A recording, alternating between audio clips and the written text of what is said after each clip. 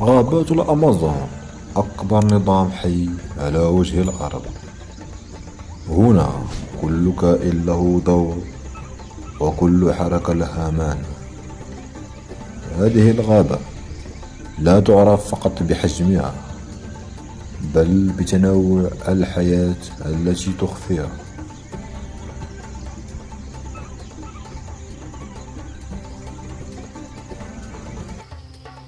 الجاكوار أقوى مفترس في الأمازون،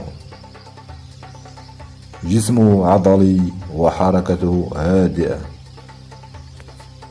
لا يحتاج إلى السرعة بل إلى التمويه.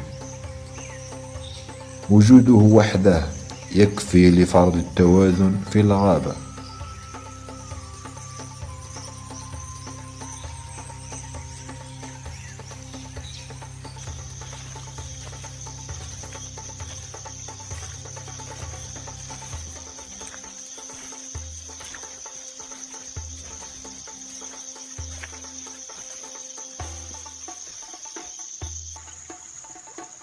الأناكوندا من أضخم الأفاعي في العالم، تعيش قرب الماء وتتحرك دون صوت.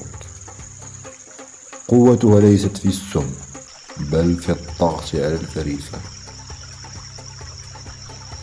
هي جزء أساسي من نظام الأنهار في الأمازون.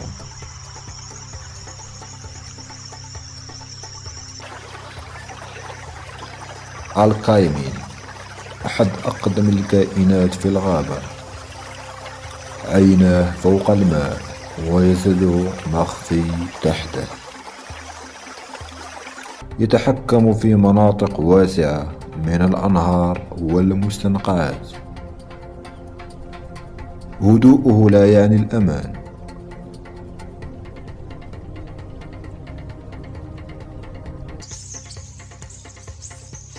قرود الأمازون تعتمد على الذكاء والتواصل. تعيش في مجموعات وتراقب كل حركة. الصوت هو وسيلتها للبقاء معا. تواجه الخطر وتحمي صغارها.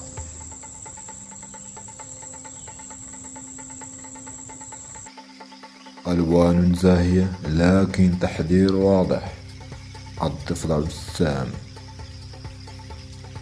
لا يهاجم ولا يطارد. وجوده وحده كاف للدفاع عن نفسه. في الأمازون الجمال قد يكون أخطر إشارة.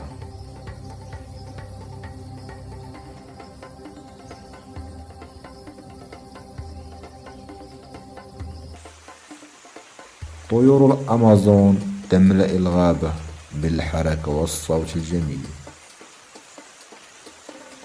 ألوانها ليست للزين بل للتواصل والبقاء.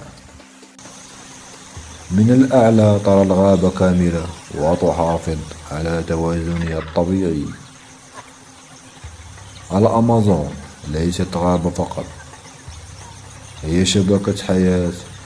كل كائن فيها مهم حتى الآثار. وهذا جزء بسيط مما لا تعرفه عن الأمازون.